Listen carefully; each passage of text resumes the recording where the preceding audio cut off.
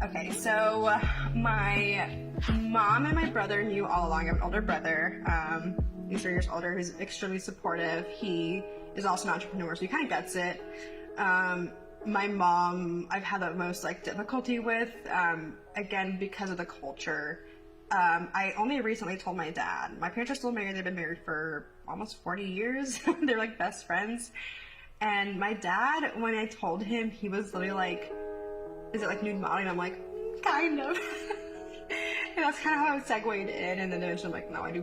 And then he was like, well, everyone has to pay bills. Like, everyone has to make money. And I was like, I was so shocked that that was his reaction. I was like, wow, okay. My mom still, I think, definitely struggles with it. She doesn't necessarily tell me about it, but I think they see how happy and safe I am and how financially stable I am too, and they're like, well, they can't really argue for that.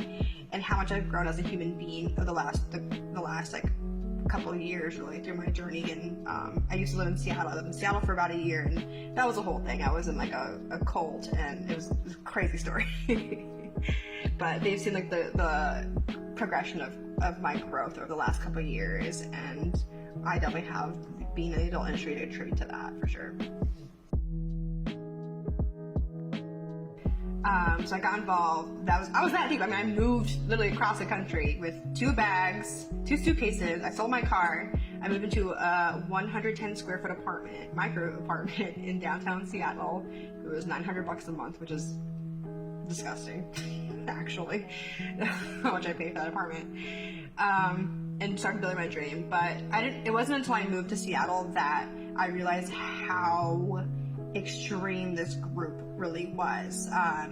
They threatened to hold with mentorship in this business if I didn't follow Christian beliefs, right? And I was like, okay, I guess all these people are making money and this is a secret, this is the ticket.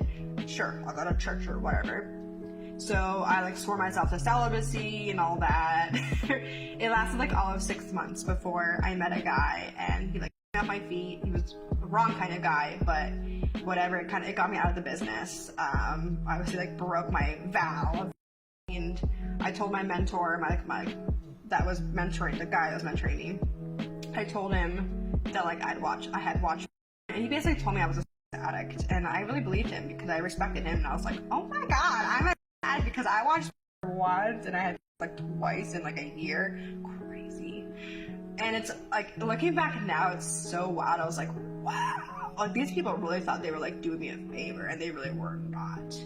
But thankfully I only lasted a year in Seattle through this, and I moved back to the East Coast. Recovered from that. It was slightly traumatizing, I'm not gonna lie.